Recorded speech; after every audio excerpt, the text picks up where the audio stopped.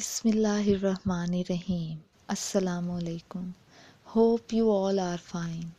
May Allah save us all from every calamity, especially this pandemic of COVID-19. Ameen.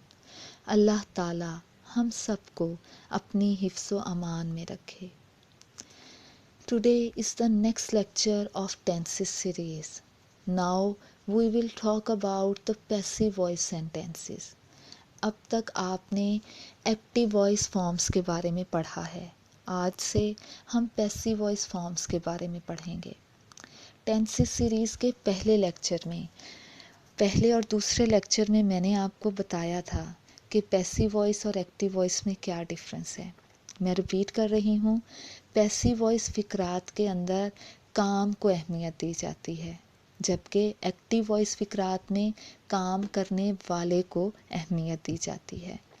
In active voice sentences importance is given to the doer of the action, while in passive voice sentences importance and focus is on the action. Active voice फ़िक्रों में काम करने वाले पर focus होता है, जबकि passive voice फ़िक्रों में काम पर फोकस होता है.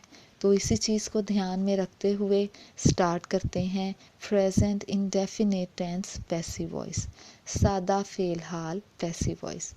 उर्दू में पहचान फ़िक्रे के आखिर में जाता है, जाती है या जाते हैं आता है. आपको याद होगा present indefinite tense active voice में फ़िक्रे में की पहचान थी ता है, ती है, ते हैं. सेम वही पहचान यहाँ भी है. ता है, ती है, ते हैं, लेकिन उससे पहले जा का वर्ड आ जाता है, तो ये बन जाता है जाता है, जाती है, जाते हैं. ये जाने के मानों में यूज़ नहीं होता जिसे हम गो कहते हैं, जाना गो. ये काम पर इम्पोर्टेंस दी जा रही है, उसके लिए वर्ड जा यूज़ होता है. मैं अपने सेकंड लेक्चर में पहले भी बता चुकी हूँ कि पैसिव वॉइस फ़िक्रे उर्दू में उनकी एक ये कॉमन पहचान है कि जा या गया का वर्ड अमूमन फ़िक्रे के आखिर में आता है. तो यहाँ पर जाता है, जाती है या जाते हैं आता है. फॉर्मेशन रूल्स, यानी अब हम पढ़ेंगे कि इसमें कौन सी forms of verb, helping verb, क्या कुछ आता है वो सब. नंबर 1 मेन वर्ब और फॉर्म ऑफ वर्ब. अब मैं आपको एक कॉमन चीज़ हर पैसिव वॉइस सेंटेंस की बता रही हूँ, याद रखिएगा. हर पैसिव वॉइस सेंटेंस में फॉर्म ऑफ वर्ब थर्ड ही आनी है और कोई नहीं. प्रेजेंट का हो, पास्ट का हो या फ्यूचर का हो. आपको बिल्कुल कंफ्यूज होने की ज़रूरत नहीं है. बस आप ये रट लें, अपने जहनों में बिठा लें कि हर पैसिव वॉइस टेंस में फॉर्म ऑफ वर्ब थर्ड ही आनी है और कोई नहीं आनी. तो यहाँ पर मेन वर्ब या फॉर्म ऑफ वर्ब थर्ड होगी. हेल्पिंग वर्ब प्रेजेंट टेंस के लिए इज़ आर एम. यहाँ एक और कॉमन चीज़ मैं आपको बताऊँ कि प्रेजेंट इंडेफिनिट और प्रेजेंट कॉन्टिन्यूस टेंस दोनों के पैसिव वॉइस में इज़ आर एम ही यूज़ होगा. हेल्पिंग वर्ब इस यूज़ होगा ही, शी, इट और सिंगुलर के लिए. आर यूज़ होगा आई, बुई, दे और यू के लिए. और एम यूज़ होगा आई के लिए. Number 3 negative sentences. हमेशा की तरह नेगेटिव सेंटेंस के अंदर वही चीज़ होगी कि जहाँ आप हेल्पिंग वर्ब लगाएंगे उसके साथ आप नॉट का इस्तेमाल करेंगे. Is not, are not, am not. Number 4 interrogative sentences. हमेशा का रूल कि जहाँ पर भी आप सब्जेक्ट लगाएं उससे पहले आपको हेल्पिंग वर्ब लगाना होगा. Is she, is he, are you, am I, इस तरह से आप इस्तेमाल करेंगे. फॉर्मेशन की किस तरह से आप तमाम चीज़ें सीक्वेंस या तरतीब में लेकर आएंगे, हमेशा की तरह ये भी सेम है. पहले आएगा सब्जेक्ट, फिर हेल्पिंग वर्ब इज़ आर या एम रिक्वायरमेंट के मुताबिक, फिर मेन वर्ब यानी थर्ड फॉर्म ऑफ वर्ब और एंड पर ऑब्जेक्ट जिस पर काम होगा. Now let's concentrate on some examples. A gentleman is respected. इसके अंदर आपको पता चल रहा है कि ये एफर्मेटिव या पॉजिटिव है, क्योंकि कोई नॉट का इस्तेमाल नहीं है, कोई भी क्वेश्चन मार्क या हेल्पिंग वर्ब पहले नहीं आया हुआ, तो ये एफर्मेटिव या पॉजिटिव है।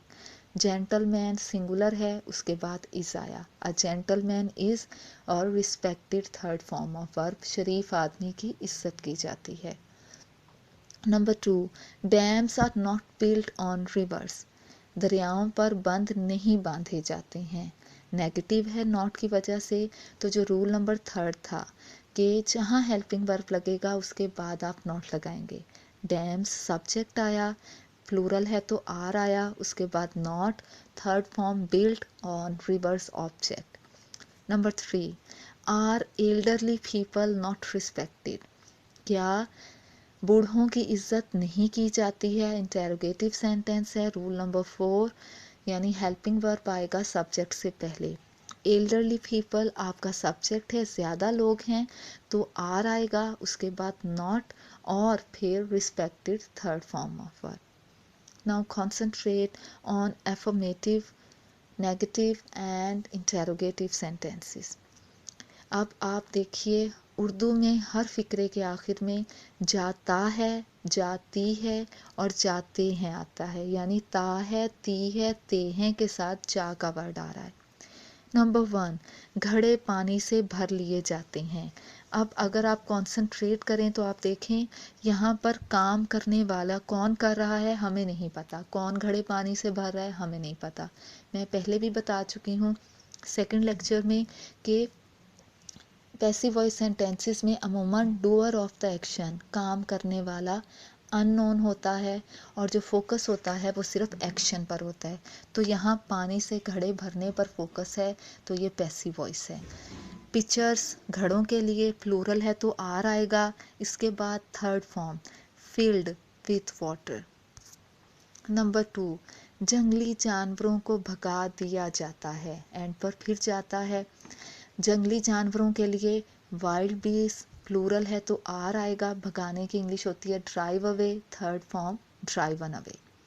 शरीफ आदमी की इज्जत की जाती है। The gentleman is respected. शरीफ आदमी जेंटलमैन सिंगुलर, इज रिस्पेक्टेड इज्जत करना। नेगेटिव सेंटेंसेस, मनफी फ़िक्रे हमेशा की तरह जहाँ हेल्पिंग वर्ब लगेगा उसके बाद हम नॉट का इस्तेमाल करेंगे। नंबर 1, स्कूलों में नावल नहीं पढ़ाए जाते हैं। नॉवेल्स प्लूरल है तो आर, नॉट टॉट पढ़ाना इन स्कूल, स्कूलों में। नंबर 2, मुझे जुर्माना नहीं किया जाता है। I am not fined. I मुझे के लिए आई के साथ एम आता है, फिर नॉट फाइन्ड जुर्माना करना। नंबर 3, गांव में कारखाने नहीं लगाए जाते हैं। Factories are not set up in the villages. Factories कारखानों के लिए प्लूरल है तो आर, फिर नॉट, सेटअप लगाना, विलेजेस गांव में। इंटेरोगेटिव सेंटेंसेस सवाल या फिक्रे। क्या सुबह कौमी तराना गाया जाता है? हमेशा की तरह जहाँ सब्जेक्ट होगा उससे पहले हमें हेल्पिंग वर्ब का इस्तेमाल करना है। सब्जेक्ट है नेशनल एंथम, उससे पहले इज नेशनल एंथम संग इन द मॉर्निंग, संग third form in the morning, सुबह के वक्त। नंबर 2, स्कूल का मुआयना कब किया जाता है? कब के लिए व्हेन, स्कूल से पहले इज सिंगुलर है, when is the school inspected. क्या यहाँ मरीजों का इलाज मुफ्त किया जाता है?